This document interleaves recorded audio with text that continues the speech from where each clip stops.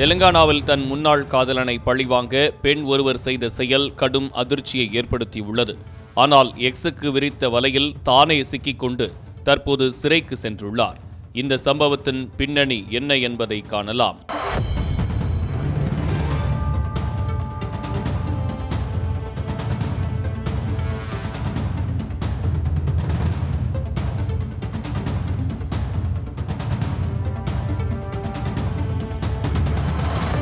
தெலுங்கானா மாநிலம் ஹைதராபாத்தைச் சேர்ந்த அதோஷஜா என்ற பெண் தன்னுடைய முன்னாள் காதலனை பழிவாங்க தனது புதிய காதலனுடன் சேர்ந்து ஒரு சதித்திட்டம் தீட்டியுள்ளார்.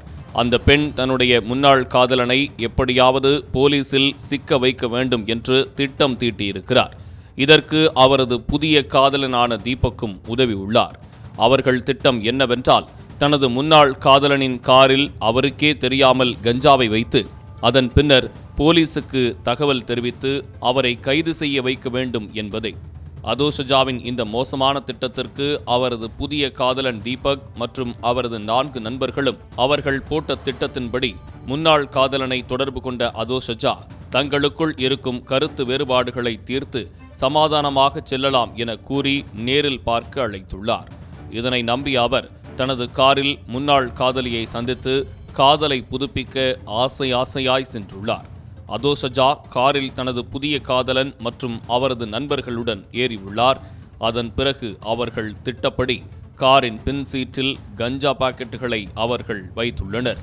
முன்னாள் காதலனிடம் பேசிவிட்டு காரில் இருந்து இறங்கிய அதோஷஜா போலீஸை தொடர்பு கொண்டு முன்னாள் காதலன் சட்டவிரோதமாக கஞ்சா விற்பதாகவும் அவரின் கார் நம்பரை கொடுத்து அதில் கஞ்சா பாக்கெட்டுகள் இருப்பதாகவும் தகவல் அளித்துள்ளார்.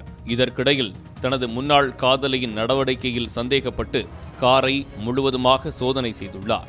அப்போது காரின் சீட்டில் கஞ்சா இருப்பதைக் கண்டு அவரே போலீசுக்கு தகவல் கொடுத்து நேராக காவல் நிலையம் சென்றுள்ளார். அதன்பின் நடந்ததை அவர்களிடம் விளக்கியுள்ளார். அதைத் தொடர்ந்து போலீசார் நடத்திய விசாரணையில் அதோஷஜா தனது புதிய காதலனுடன் சேர்ந்து சதித்திட்டம் போட்டது தெரிய வந்தது. இதனையடுத்து இந்த சதித்திட்டம் தீட்டிய முன்னாள் காதலி, அவரின் புதிய காதலன், நண்பர்கள் என 6 பேர் கைது செய்யப்பட்டுள்ளனர். தனது முன்னாள் காதலன் தொடர்ந்து தன்னை அவதூறாக பேசி வந்ததால் இப்படி செய்ததாக அதோஷஜா போலீசாரிடம் கூறியது குறிப்பிடத்தக்கது.